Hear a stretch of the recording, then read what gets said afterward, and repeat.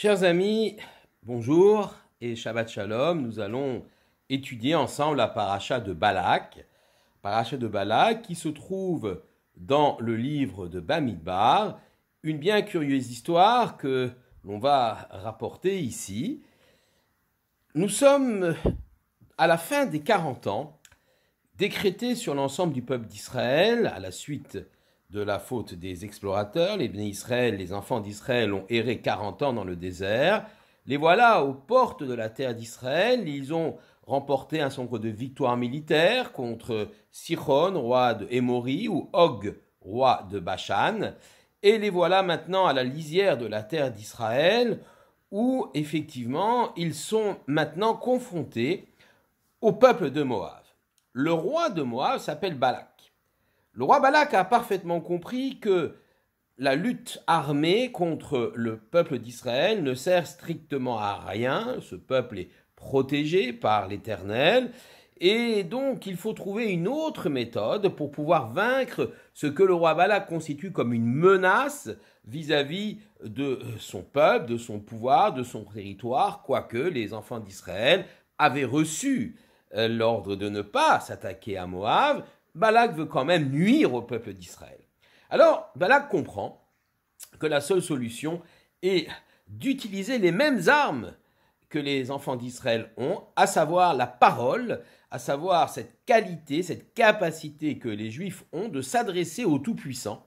Alors il va chercher un prophète des nations, le prophète Bilam, et qui lui se trouve dans le territoire de Midian. Il envoie des conseillers, des shlichim, des envoyés. Bilam va refuser une première fois, puis va accepter, évidemment moyennant finance, car Bilam est un prophète des nations, mais extrêmement intéressé par le gain. C'est donc l'appât du gain qui motive Bilam. Alors on peut se poser la question, mais pourquoi alors Dieu a-t-il confié, a-t-il donné cette faculté à un homme qui n'est pas juif, mais en plus qui haït le peuple juif? Pourquoi lui a-t-il donné cette capacité de prophétie? Tout simplement pour que les nations n'aient point d'excuses, qu'ils ne puissent pas dire si nous avions eu, comme les enfants d'Israël, un prophète tel que Moshe, nous serions devenus bons et vertueux. Eh bien, donc Dieu leur donne ce prophète Bilam, il n'en est rien.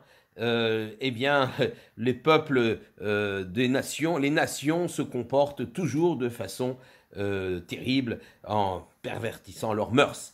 Et donc, Bilam se met donc en route, il chevauche son ânesse, et là se produit un phénomène assez incroyable, puisque, eh bien, l'ânesse va avoir une vision. Elle va voir un ange avec une épée qui lui barre le chemin, pour ne pas justement que Bilam réalise sa mission qui est de maudire le peuple d'Israël, de trouver la faille morale dans le peuple d'Israël pour pouvoir attirer la malédiction, détourner le regard divin et attirer la malédiction sur le peuple d'Israël. Donc l'ânesse voit un ange avec une épée dans sa main et Bilam ne voit pas cela. Et l'ânesse refuse d'avancer. Cela va se produire à plusieurs reprises. Et que va faire Bilam? Eh bien, frustré, il va frapper son ânesse. Et l'ânesse va se mettre alors à parler. Miracle incroyable, extraordinaire, l'ânesse va se mettre à parler et va reprocher donc à Bilam de l'avoir frappé à 3 reprises. Comme il dit l'ânesse, Ma siti lecha ki ikitanize shalosh regalim. Que m'as-tu fait pour que tu me frappes? Que t'ai-je fait, pardon, pour que tu me frappes à 3 reprises? Finalement, l'ange lui-même va apparaître à Bilam pour lui expliquer la situation. Cela ne va d'ailleurs pas empêcher Bilam d'avancer tout de même et d'aller vers sa mission funeste. Mais l'ange aussi va lui reprocher la même chose que l'ânesse. Il va lui dire « Alma ikita et aton chazé shalosh regalim » Pourquoi as-tu donc frappé ton ânesse à 3 reprises? Alors c'est intéressant ce dialogue entre l'ânesse et Bilam, entre l'ange et Bilam, puisque le Rambam, Maïmonide, nous explique de façon assez extraordinaire dans son Moreh Nevuchim, son guide des égarés. Le Rambam va nous expliquer, il va même faire de ce pasuk, de ce verset, la source biblique pour l'interdiction de toute souffrance animale, ce qu'on appelle la règle de Tsar Balei Chaim. Et je cite ici le Rambam dans Moreh Nevuchim, sa traduction. Quand les rabbins, les docteurs de la loi ont dit que tourmenter les animaux est une chose défendue par la loi, ils le rattachent à ce passage, de point ouvrez les guillemets. C'est quoi ce passage? Pourquoi as-tu frappé ton ânesse à 3 reprises, dit l'ange à Bilam. Et continue le Rambam, quel est le sens de cette loi de Tsar Baalei Chaim? C'est en vue de notre perfectionnement moral, afin que nous ne contractions point de mœurs dures et que nous ne fassions pas souffrir les animaux en vain et sans utilité. Et qu'au contraire, nous nous appliquions à la pitié et à la miséricorde pour n'importe quel animal, excepté en cas de nécessité. Alors il est intéressant de savoir et de comprendre de quoi parle-t-on quand on parle de nécessité. Alors tout d'abord, c'est évidemment la consommation de viande qui nécessite bien sûr l'abattage des animaux. On ajouterait aujourd'hui tout élément qui est de l'ordre de la protection de l'homme. Alors pikuach nefesh, un animal est nuisible, dangereux, un parasite, bien sûr on pourra l'éliminer, ou alors aujourd'hui tout animal utilisé dans la recherche médicale, puisque ce qui prime évidemment c'est la vie de l'homme. Donc première idée très forte dans cette paracha de Balak, c'est l'idée donc du Tsar Baalei Chaim. Il faut savoir également que Bilam chevauche son ânesse.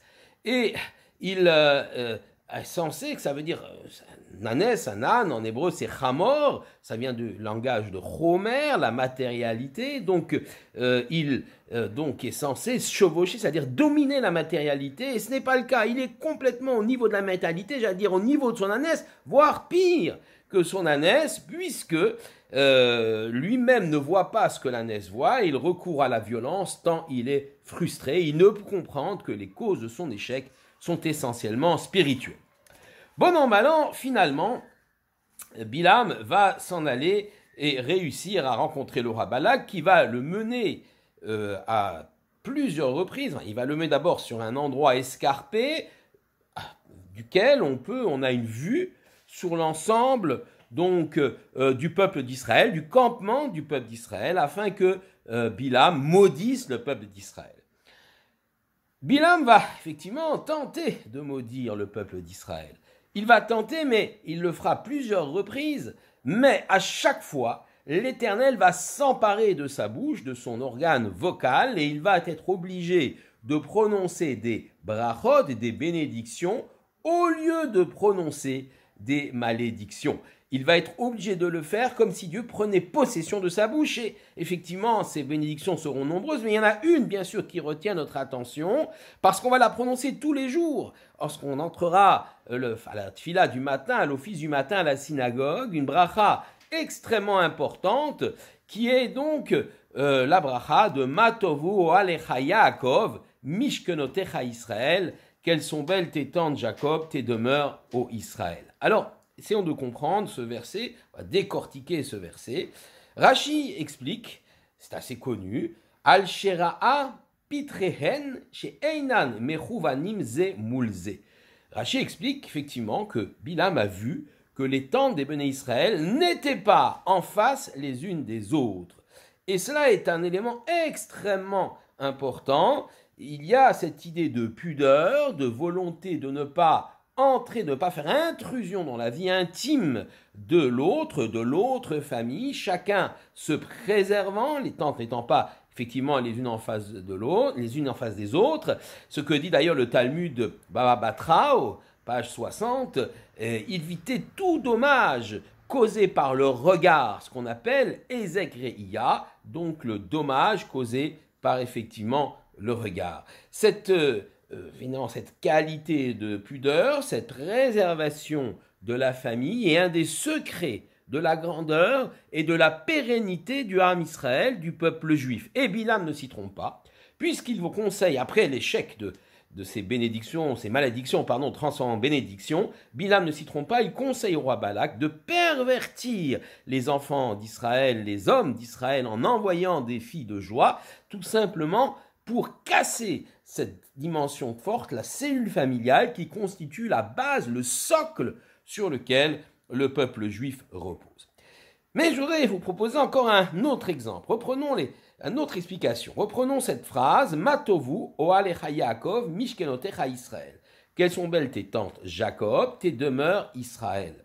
Le terme Oel est donc une tente. Le terme Mishkan, ça désigne une demeure. Alors, ce qui est intéressant, c'est que certains commentaires ont expliqué que on veut faire ici allusion aux synagogues, aux Beth Hamidrash, aux maisons d'études qui perpétuellement seront le sanctuaire, le lieu où résideront les enfants d'Israël, le lieu aussi où effectivement résidera la présence divine, la présence de l'Éternel.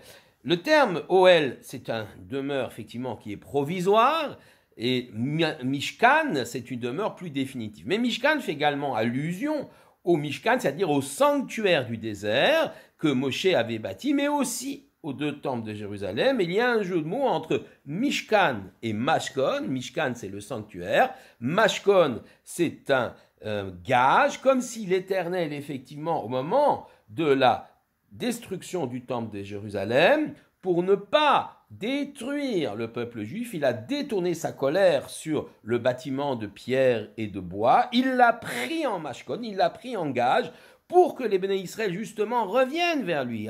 Le gage de l'emprunteur, de celui qui est débiteur, eh bien, que les béné Israël qui sont débiteurs de Torah et de mitzvot vis-à-vis de Dieu reviennent, fassent tchouva, eh bien, à ce moment-là, Dieu accordera, rendra le mashkon, le mishkan, au peuple d'Israël. Et pour terminer, une explication de Rav Shlomo Yosef Zevin sur encore cette dimension de Oel et de Mishkan, de tente et de demeure. Oel, c'est une tente, donc quelque chose de provisoire, et c'est associé à Yaakov. Mishkan est quelque chose de dur, de plus solide, et c'est associé à Israël. Yaakov. Yaakov est un des surnoms du peuple juif. Cela désigne la masse du peuple juif. Yaakov, ça vient du mot Ekev. Ekev, c'est le talon. On sait que Yaakov tenait dans sa main le talon de Yaakov. Yaakov tenait le talon de Esav dans sa main. Et effectivement, cela désigne la volonté de Yaakov de disputer le monde matériel aussi à Esav. D'ailleurs, Ekev, le talon, c'est quelque chose qui est en contact avec la terre, donc il désigne le matériel. Et donc Yaakov désigne l'ensemble des Juifs, parce que le mot Yaakov vient de Ekev, l'ensemble des Juifs qui constituent la masse du peuple juif, qui vit dans le monde matériel, qui dans le monde du travail, dans le monde profane, qui construit et bâtit la société. Mais en plus du mot Ekev, dans Yaakov, il y a un Yud. Le Yud est emprunté au nom d'Akadosh Baruch Hu. Ce Yud s'ajoute à Ekev, au talon, pour faire le mot Yaakov, ce qui veut dire que même dans le monde profane, même dans le monde matériel, même dans la dimension matérielle des choses, eh bien la présence divine est là. Yaakov l'emporte, le juif l'emporte avec cette présence divine, avec les mitzvot, avec effectivement tout ce qui va cadrer le monde matériel, les mitzvot du commerce, les mitzvot liés à l'agriculture, etc. Il y aura une dimension spirituelle même dans le monde matériel. C'est le petit Yud, Yid on dit en yiddish, qui va donner cette qualité de spiritualité même lorsqu'on est complètement plongé dans le monde matériel. Quant à Israël, cela désigne effectivement le peuple juif dans toute sa noblesse. Israël, si j'inverse les lettres, ça fait l'iroche, j'ai une tête. La tête, c'est en haut, c'est la spiritualité. On sait également que le mot Israël vient de Sar, le prince qui sarita ima Elokim. On dit, lorsque Yaakov a lutté avec l'ange d'Esav, tu as lutté avec l'Éternel, cela lui a donné donc une titre de noblesse, Sar, Israël, le prince, comme le prince de Dieu. Ça désigne évidemment les Talmidei Chachamim, les grands de la Torah, ceux qui sont tout le temps dans le monde spirituel et qui ne sont pas contaminés, entachés par la matérialité. Eh bien, nous dit le Rav Zevin, les deux sont nécessaires. Matovu al Yaakov, certes, Yaakov, le monde matériel, c'est quelque chose de provisoire. Yaakov est assimilé au El.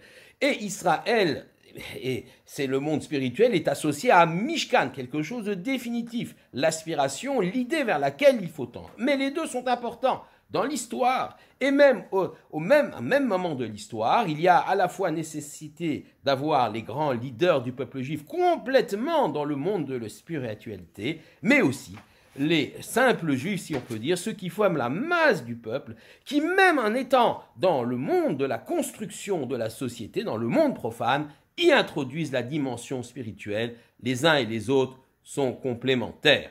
Et voilà effectivement comment on comprend cette phase extraordinaire qui rassemble l'ensemble du peuple juif en un seul verset. Matovu Olecha Yaakov, Mishkenotecha Israël. Shabbat Shalom à tous.